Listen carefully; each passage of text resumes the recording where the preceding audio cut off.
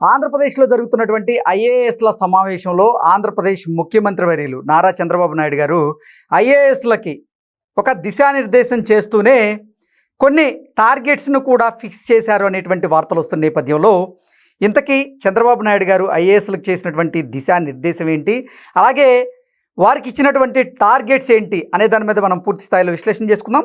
ప్రస్తుతం మనతో పాటున్నారు ప్రముఖ రాజకీయ విశ్లేషకులు, ప్రముఖ సీనియర్ జర్నలిస్ట్ సిఎస్ రావు గారు. వారితో మాట్లాడదాం. సార్ నమస్తే. సార్ నమస్తే. ఆంధ్రప్రదేశ్లో జరుగుతున్నటువంటి ఐఏఎస్ల సమావేశంలో నారా చంద్రబాబు నాయుడు గారు ఐఏఎస్లకి దిశానిర్దేశం చేస్తూనే కొన్ని టార్గెట్లను కూడా ఇచ్చారనేటువంటి వార్తలు వస్తున్నాయి. ఇంతకీ ఆ టార్గెట్స్ ఏంటి అంటే ఏం చెప్తారు సార్? ఇప్పుడు ఆంధ్రప్రదేశ్ ప్రభుత్వం, కూటమి ప్రభుత్వం వచ్చి 15 నెలలు అయిపోయింది. ఈ 15 నెలలు అనేది ఒక వంతు, ఇక నుంచి పరిపాలన మరొక వంతు అనేలాగా ఒక క్లారిటీ ఇచ్చారు. వేగవంతం చేయటం. ఇప్పటి వరకు ఏంటంటే సరైనటువంటి ప్లేస్లో సరైనటువంటి ఆఫీసర్ ఉన్నాడా లేడా అనేటువంటి చర్చ జరిగింది కొన్ని చోట్ల. ఇప్పుడు 360 డిగ్రీస్ని అబ్జర్వ్ చేసి నేను పోస్టింగ్లు ఇచ్చాను అని చెప్పి చెప్తున్నారు చంద్రబాబు గారు, అటు ఎస్పీలకు కానీ కలెక్టర్లకు కానీ. ఇప్పుడు వాళ్ళతోటి 2 రోజులు సమావేశం సచివాలయంలో. సో తొలి రోజు ఐఏఎస్లతోటి సమావేశం పెట్టారు. ఈ సమావేశంలో చాలా క్లియర్గా ఆయన కొన్ని ఇండికేషన్స్ ఇచ్చారు. ఆయా జిల్లాల గురించి ప్రజెంటేషన్ చేయమన్నారు. అది కూడా ప్రజెంటేషన్ అంటే ఎంత టైం అంటే అంత టైం తీసుకోవడానికి లేదు. పవర్ పాయింట్ ప్రజెంటేషన్ కేవలం 4 స్లైడ్స్ని కేవలం 4 స్లైడ్స్ని ప్లే చేసి ఎక్స్ప్లెయిన్ చేయమన్నారు. ఓకే. కొంతమంది సీనియర్ ఐఏఎస్లు ఇక్కడ ఉన్నారు, కొంతమంది ఏమో వర్చువల్గా కొంతమంది వీడియో దాంట్లో అటెండ్ అయ్యారు. సో ఇక్కడ అటెండ్ అయినటువంటి వాళ్ళు ఆయా జిల్లాలకు సంబంధించి 4 స్లైడ్లు ప్లే చేసి ప్రోగ్రెస్ రిపోర్ట్, ఆన్ గోయింగ్ ఏంటి, ప్రోగ్రెస్ రిపోర్ట్ ఏంటి, ఇది చెప్పమన్నారు. 1. 2, 2047 విజన్ ఏదైతే ఉందో దీని దిశగా మీరు వెళ్ళాలి. ఓకే. అలా ఆలోచించి మీరు పరిపాలన చేయాలి, మానవీయ కోణంలో చేయాలి అని చెప్పి ఒక దిశానిర్దేశం చేశారు. 2 టార్గెట్ పెట్టారు. ఏంటి? ఇప్పుడు దాదాపు 3,40,000 వరకు తలసరి ఆదాయం ఉంది ఆంధ్రప్రదేశ్లో. 2029 నాటికి దాన్ని 4,60,000 చేయాలి. ఓకే. సుమారుగా ఆ దిశగా మీరు ప్లాన్స్ చేసుకోవాలి, డెవలప్ చేయాలి. సంక్షేమం అలాగే అభివృద్ధి, ఈ రెండింటిని ప్రాధాన్యతగా తీసుకొని లోకల్గా జిల్లాల యూనిట్గా తీసుకొని మీరు ప్లాన్స్ తయారు చేసుకొని మీరు పరిపాలనలో స్పీడు పెంచాలి. కింది స్థాయి సిబ్బంది ఇవాళకి కూడా సహకరించట్లేదు. అది వాళ్ళని పూర్తి స్థాయిలో పనిచేయించాల్సినటువంటి బాధ్యత మీదేను అని చెప్పి కలెక్టర్లకి ఒక దిశానిర్దేశం చేశారు. రిపోర్ట్స్ కింది స్థాయి నుంచి త్వరగా రావట్లేదు, ప్రోగ్రెస్ రిపోర్ట్స్. సో కాబట్టి కింది స్థాయి సిబ్బందిని మీరు వెంటబడి పనులు చేయించాలి అని చెప్తూ, ప్రైమ్ మినిస్టర్, సీఎం తర్వాత మీరే కింగులు. ప్రైమ్ మినిస్టర్, సీఎం తర్వాత మీరే ఇంపార్టెంట్, కలెక్టర్లు అనే వాళ్ళే ఇంపార్టెంట్, వాళ్ళ మీదనే ఆధారపడి ఉంటుంది పరిపాలన అనేది అని చెప్పి ఆయన చెప్పడం జరిగింది. అంటే జనరల్గా ప్రైమ్ మినిస్టర్ తర్వాత కేంద్ర మంత్రులు ఉంటారు, సీఎం తర్వాత క్యాబినెట్ మంత్రులు ఉంటారు. కానీ వాళ్ళకంటే కూడా ప్రైమ్ మినిస్టర్, సీఎం తర్వాత మీరే హై పొజిషన్లో ఉన్నటువంటి వాళ్ళు. కాబట్టి మీరే ఈ మొత్తం ఎగ్జిక్యూటివ్ సిస్టమ్ని నడిపించాలి. తీసుకున్నటువంటి విధానపరమైన నిర్ణయాల్ని మీరు నడిపిస్తేనే ప్రభుత్వానికి మంచి పేరు వస్తుంది. అట్ ద సేమ్ టైం మీరు కనుక నిర్లక్ష్యం వహిస్తే, ప్రజల నుంచి కనుక అసంతృప్తి వస్తే అది ప్రభుత్వానికి చెడ్డ పేరు వస్తుంది.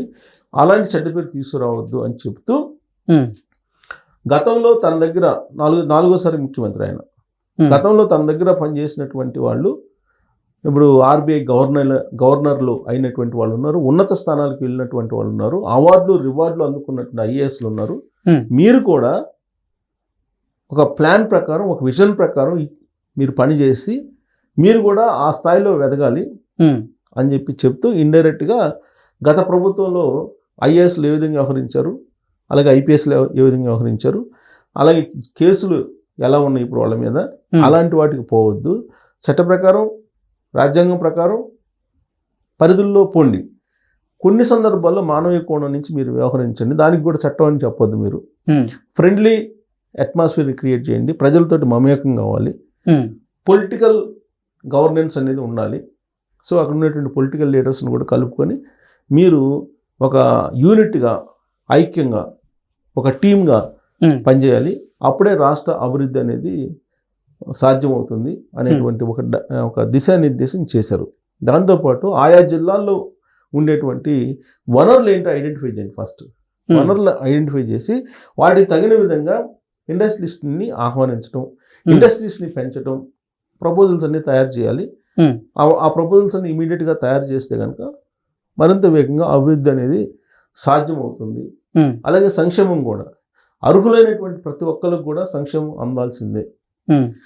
బేసిక్గా P4 అనేది దాన్ని సక్సెస్ చేయాలి. మీరు ఎవరైతే బాటంలో ఉన్నారో 20%, టాప్లో ఉన్నటువంటి 10% తోటి వాళ్ళకి అనుసంధానం చేసేటువంటి బాధ్యత కూడా కలెక్టర్లు దేని అనేటువంటి ఒక దిశానిర్దేశం చేయడం జరిగింది. సో అంతరాలు పెరిగిపోతున్నాయి. ఇది ఆర్థిక అంతరాలు.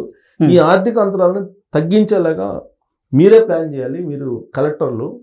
సో కాబట్టి మీరే ప్లాన్ చేయాలి, మీరే ప్లాన్ చేసి మీరు దాన్ని ఇంప్లిమెంట్ చేయాలి. మీరు ప్రజలకి సేవకులమి అనేటువంటి భావన మీ మైండ్లో ఫిక్స్ చేసుకోండి. అంతే తప్ప ప్రజల మీద ఏదో పరిపాలకులం అనేటువంటి భావాన్ని తొలగించేసి ప్రజల సేవకులు, ప్రజలకు సేవ చేయడానికి వచ్చాము అనేటువంటి భావంతో మీరు రూల్ చేయండి. అప్పుడు రిజల్ట్ బాగా వస్తాయి. విజన్ అనేదాన్ని ఒక దాన్ని తయారు చేసాము. ఆ విజన్ ప్రకారం వెళ్ళాలి. 2047 అనేది విజను. దాని దిశగా అడుగులు వేయాలంటే ముందు 2029 రీచ్ కావాలి. 2029 విజన్ రీచ్ కావాలంటే దానికి సంబంధించి ఆయా జిల్లాల్లో ఏమున్నాయో వాటన్నిటినీ ప్రభుత్వం ఏదైతే విధానపరమైన నిర్ణయాలు తీసుకున్నాయో ఆ విధానపరమైన నిర్ణయాల్ని వీలున్నంత వేగంగా పూర్తి చేయాలి అనేటువంటి ఒక డైరెక్షన్ ఇవ్వడం జరిగింది. సాధారణంగా చంద్రబాబు నాయుడు గారు ఇలాంటి డైరెక్షన్స్ ఇస్తూ ఉంటారు కలెక్టర్లకి.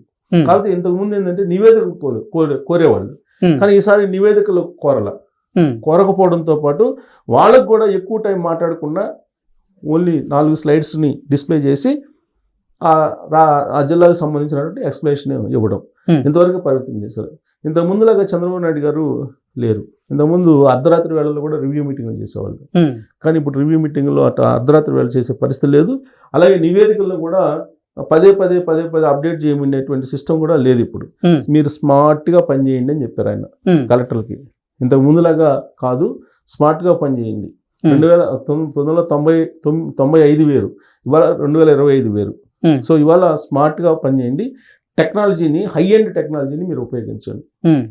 ఉపయోగించడంతో పాటు ప్రజలకు కూడా నేర్పించండి టెక్నాలజీని ఉపయోగించడం. సో స్మార్ట్ వర్క్ చేసి స్మార్ట్గా అభివృద్ధి చేయండి అని చెప్పి వాళ్ళకి దిశానిర్దేశం చేయడంతో పాటు PM, CM తర్వాత మీరే కింగ్స్ అని చెప్పి చెప్పడం జరిగింది. Okay sir, thank you so much. Thank you.